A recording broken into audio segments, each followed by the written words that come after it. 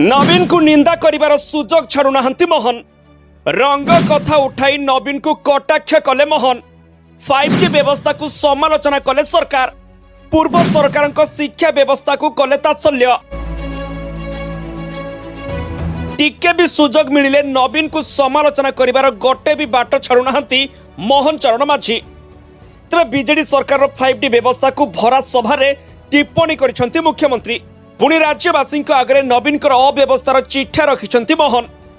पूर्व सरकार शिक्षा व्यवस्था को नहीं नवीन सरकार को कड़ा भाषा तात्सल्य करिसेंती मुख्यमंत्री मोहन चरण माझी।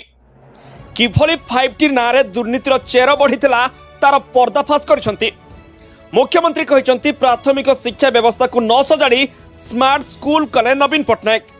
5T व्यवस्था लागू कले पुराना कांथरे रंग देले रूपांतरण हुए नहीं।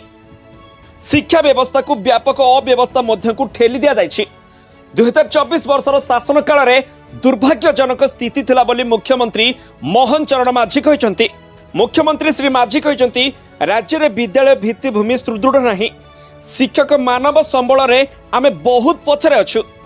पूर्व सरकार समय प्राथमिक शिक्षा को गुरुत्व देउनथिले। किछि विद्यालय रे आदो भित्तिभूमि नहीं। भंगा कुड़िया रे बारंडा रे एवं गछ मूल रे शिक्षादान करा जाउछि। आउ एहाकु स्वीकार करबाकू पड़िबो। नुआ सरकार एहाकू गुरुत्वर सहित नैछंती। एथिपाई 13.4% अधिक बजेट रखिछंती। पूर्वरु गोटे श्रेणी रे 4टी श्रेणी पाठ पढ़ा हेउतला। पिलामानंकु पूर्व पश्चिम उत्तर और दक्षिण दिगकू मुह करी बसाई पाठ पढ़ा जाउतला। लोकसभा भवन ठारे आयोजित जातीय शिक्षा नीति 2020 प्रणयन संबंधित राष्ट्रीय कर्मशाला उद्घाटनी समारोह रे जोगदेई श्री माझी कहिसेंती देशर छात्र छात्री सामग्रिक विकास को सुनिश्चित करने क्षेत्र में जातीय शिक्षा नीतिर भूमिका अत्यंत गुरुत्वपूर्ण। उभय केंद्र और राज्यर सहयोग में आयोजित यह 3 दिनिया कर्मशाला राज्य में जातीय शिक्षा नीति कार्य करिबारे विशेष गुरुत्व वहन करुछि। मुख्यमंत्री कहिसेंती राज्यर शिक्षा व्यवस्था को आहुरी सुदृढ़ करबा और सशक्त करबा पई आम सरकार प्रतिबद्ध। ओडिशा रे जातीय शिक्षा नीति लागू हेबारे विलंब होइछि। मात्र आम सरकार आसिबा परे आमे तत्क्षणात एहाकू लागू करबा पई निष्पत्ति ग्रहण करिछु, जहाकि 21 शताब्दीर आवश्यकता को आधार करी राज्यर शिक्षा व्यवस्था को सुदृढ़ करी सशक्त विद्यार्थी गठन करिबारे विशेष सहायक हेबो। सेहिपरि राज्य रे प्राथमिक शिक्षा व्यवस्थार गुणात्मक मान वृद्धि सह छात्र छात्री उज्जवल भविष्य सुनिश्चित करबा निमंते गदावरीश मिश्र आदर्श प्राथमिक विद्यालय योजना पई व्यवस्था ग्रहण करा जायछि।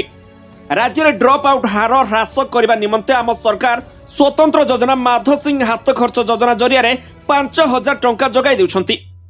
एही योजना अधीन रे वर्तमान सुधा 1,60,000 छात्र छात्री को आर्थिक सहायता मध्य प्रदान करा जायछि बोली श्री माझी कहिसेंती। राज्य रे शिक्षा क्षेत्र पई दक्ष मानव संबल, आर्थिक सहायता, शिक्षा भित्तिभूमि को सुदृढ़ करबा सह आवश्यक समस्त सुविधा सहयोग जगाई देबा पई आम सरकार प्रतिश्रुतिबद्ध, जहाकि राज्यर भविष्यत सह देशर भविष्यत को सुदृढ़ करिबारे निश्चय सहायक हेबो बोली कहिसेंती मुख्यमंत्री। ब्यूरो रिपोर्ट, खबर टुडे।